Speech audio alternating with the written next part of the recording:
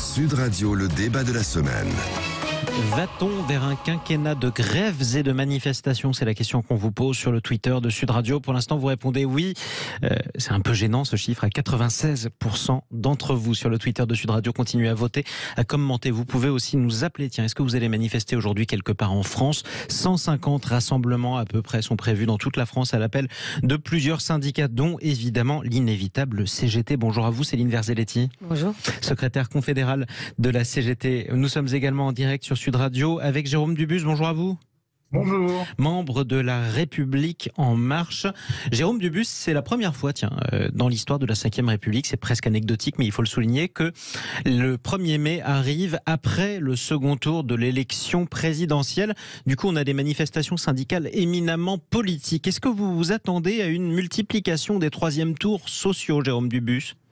Bon, écoutez, pour le moment, l'heure est aux législatives, l'heure est à la formation du gouvernement. Il y a deux premières dans cette élection. La première, vous en avez souligné une, mais moi j'en souligne une deuxième, c'est la réélection hors cohabitation du président sortant, avec un score de 58%, un bon score au premier tour avec 28%. Donc, contrairement à ce que j'entends un peu partout, il a une bonne légitimité, puisque le score du premier tour, je vous rappelle qu'au premier tour on choisit, au deuxième tour on élimine.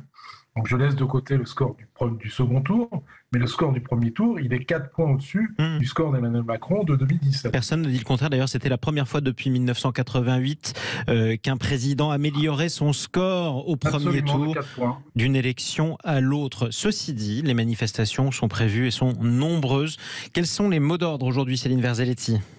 Alors, il y en a plusieurs des mots d'ordre, mais les plus actuels, on dira que c'est par rapport aux salaires, aux rémunérations. On l'a vu, il y a de fortes inflations, donc nous demandons de fortes augmentations aussi de rémunérations, que ce soit pour les salariés du privé ou du public. Bien évidemment, nous voulons aussi de l'emploi, le développement des services publics et aussi l'amélioration de la protection sociale. Et il y a le sujet de la retraite aussi, où bien évidemment aussi, nous nous opposons, par exemple, à la proposition d'Emmanuel Macron d'allonger le départ à la retraite, l'âge du départ à la retraite. À 65 ans. À 65 ans, oui. Ceci dit, il aura été élu sur ce mot d'ordre, par exemple. En tout cas, c'était dans son programme sur lequel, malgré tout, il a été placé en tête au premier tour de l'élection présidentielle. Céline Verzelletti. Oui, alors, je ne sais pas s'il a été élu pour mettre en place cette mesure. J'ai des doutes, d'autant plus que si on regarde d'ailleurs les sondages, vous avez à peu près 70% de la population, en tout cas, qui est sondée, qui se dit opposée justement au recul du départ à la retraite. Ce qui paraît à peu près logique aussi, parce que d'une part, on ne comprend pas pourquoi, contrairement à ce que peut dire Emmanuel Macron, le financement est suffisant pour permettre aux personnes de partir plus tôt. Ça, c'est une chose. Et après, on sait aussi qu'il y a un problème d'emploi, que ça soit pour les jeunes ou les seniors. Ça veut dire que faire travailler plus longtemps les seniors, eh bien, c'est un petit peu déconnecté, puisque déjà, vous avez un senior sur deux à partir de 60 ans qui n'est plus en activité, soit parce qu'il est privé d'emploi, soit parce qu'il est en invalidité, par exemple. Et d'autre part, plus longtemps vous ferez travailler ceux qui travaillent donc encore à 60 ans, et moins vous libérerez aussi des emplois pour la jeunesse qui, pour le coup, a véritablement besoin qu'on s'occupe correctement d'elle et qu'on prévoit en tout cas des emplois de qualité pour permettre aux uns et aux autres de travailler. Jérôme Dubus, au cours du premier quinquennat, Emmanuel Macron a fait face aux manifestations massives contre son premier projet de réforme des retraites. Il a fait face aussi aux manifestations des Gilets jaunes qui ont duré extrêmement longtemps, d'un samedi à l'autre. Est-ce que vous vous attendez à pire, au-delà du score de l'élection présidentielle, Jérôme Dubus? Écoutez, l'avenir le dira. Il est difficile de prévoir aujourd'hui ce qui va se passer sur le front social. Et ce que je constate, moi, c'est que la meilleure amélioration, la plus grande amélioration en matière sociale, c'est l'emploi. Et on est passé de 10% de chômeurs en 2017 à 7% aujourd'hui. Il faut poursuivre cette politique qui baisse l'emploi en créant des richesses. Et ça, Emmanuel Macron doit poursuivre effectivement cette politique de réforme, et la réforme des retraites en fait partie, car, je le rappelle, nous sommes extrêmement en retard par rapport à nos concurrents. Regardez l'Allemagne, elle a fait sa réforme des retraites en 2000, nous sommes en 2022, et tout ceci est à peu près équivalent sur nos autres concurrents. Donc si on ne fait pas cette réforme des retraites, alors il faut qu'elle soit concertée, il faut qu'elle soit appliquée modérément, petit à petit. Emmanuel Macron a parlé de 4 mois de recul par an jusqu'en 2031 pour aller à 65 ans. Est-ce que c'est la bonne méthode? Je ne le sais pas. Tout ça doit faire l'objet de concertation. Mais en tout cas, il y a des réformes fondamentales qu'il faut faire dans ce quinquennat. Et si on veut aller vers la société du plein emploi, c'est-à-dire à 3-4% de chômeurs, ce qui est l'objectif du président, il faut faire des réformes structurelles. Ça a commencé lors du premier quinquennat. Il faut que ça se poursuive maintenant sur le second quinquennat. 3 ou 4% de chômage, vous y croyez ou pas, Céline Verzelletti? Surtout pas en proposant ce que propose monsieur. C'est-à-dire que vraiment, je ne comprends pas trop comment il raisonne, puisque je ne vois pas comment, en faisant travailler plus longtemps les salariés qui sont déjà donc en emploi, on libérerait, on créerait des emplois. C'est bien le contraire. Donc déjà, ça, c'est une très mauvaise réforme, justement, pour permettre le plein emploi. Ça, c'est pour les retraites. Par contre, il y aurait en effet, je pense, des propositions qui permettraient le plein emploi, à savoir augmenter les rémunérations.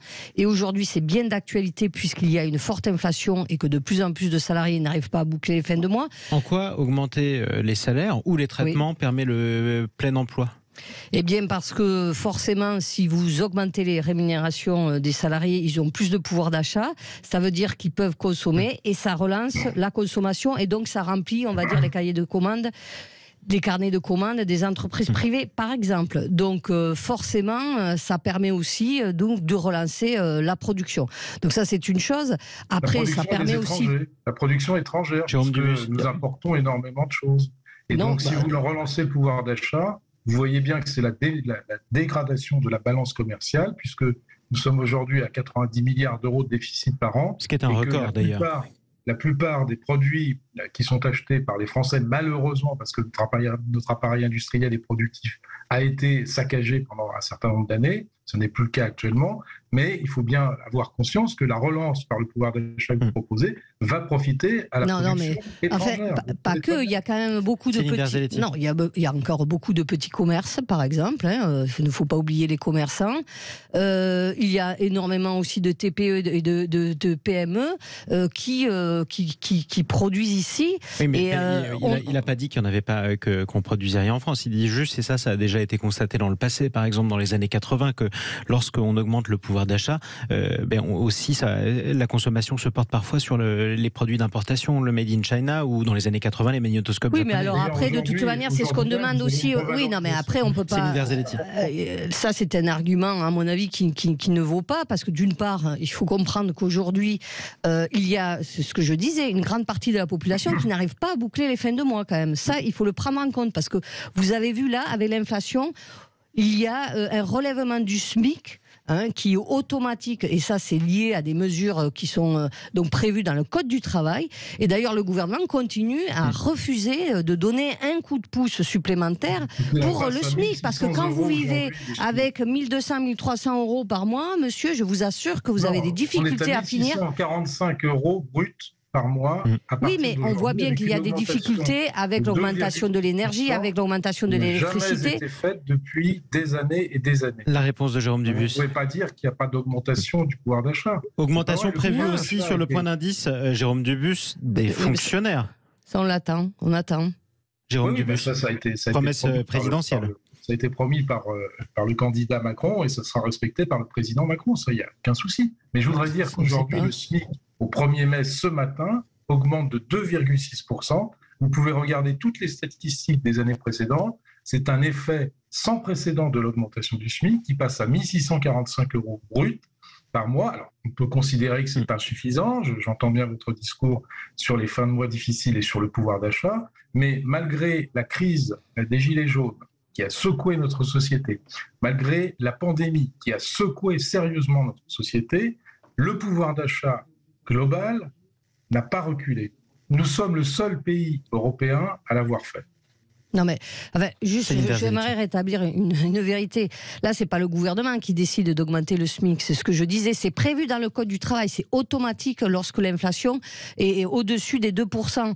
Et par contre, ce que pouvait faire Emmanuel Macron, c'est en plus de ce relèvement automatique prévu par le Code du travail, il pouvait faire un geste supplémentaire, parce que justement, on sait que l'inflation va continuer et qu'il y a véritablement besoin de revaloriser les rémunérations. Bon, alors Alors après, de toute manière, nous, il y a des batailles et des mobilisations dans les entreprises et on arrive à arracher justement des augmentations de rémunération beaucoup plus importantes parce que véritablement, je vous assure qu'il y a vraiment besoin de relancer les salaires qui sont très très bas et qui ont pris du retard par rapport à d'autres pays justement. Alors malgré tout, Céline Verzelletti et Jérôme Dubus, un des effets collatéraux d'une augmentation des salaires généralisés, c'est aussi d'entretenir l'inflation et l'inflation est déjà là. Le patron du MEDEF s'inquiète d'entrer dans une période où l'inflation sera permanente et récurrente. Comment on lutte contre ça, Jérôme Dubus ?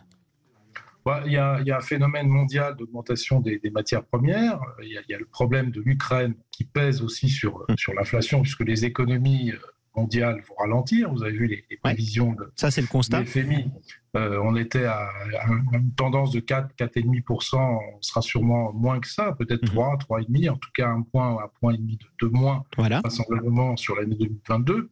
Donc, on entre effectivement dans une inflation qui va continuer, qui va se poursuivre au moins un an, peut-être 2, en fonction de l'évolution de ce qui va se passer au niveau international. Et ça, la France a peu de moyens pour lutter contre ça, si vous voulez.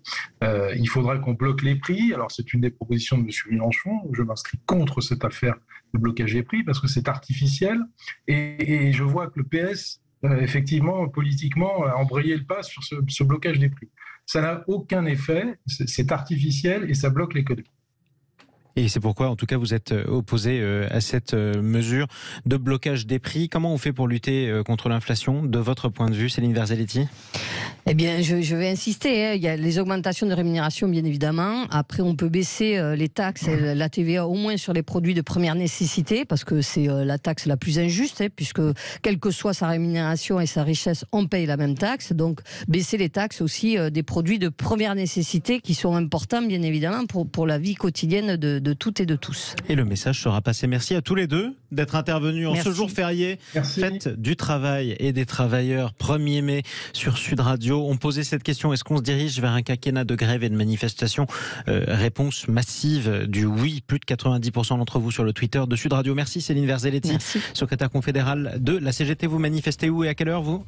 Eh bien, je manifeste à la place de la République à Paris à 14h30, manifestation qui va jusqu'à la place de la Nation. Eh bien, donnez rendez-vous à tous vos fans qui vous écoutent, tous vos amis sur Sud Radio, ou vos camarades en tout cas. Pas de manifestation prévue a priori pour Jérôme Dubus aujourd'hui dans les cortèges du 1er mai. Profitez bien du jour férié. Dans ce cas-là, je rappelle que vous êtes membre de La République En Marche. Vous écoutez Sud Radio, chers amis. Il est 9h20. On fait une trêve. Tiens, on arrête de manifester.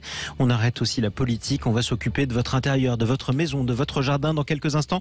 Sud Radio bricole avec Max Souti. Quels sont les pièges à éviter quand on se lance dans la peinture ? À tout de suite.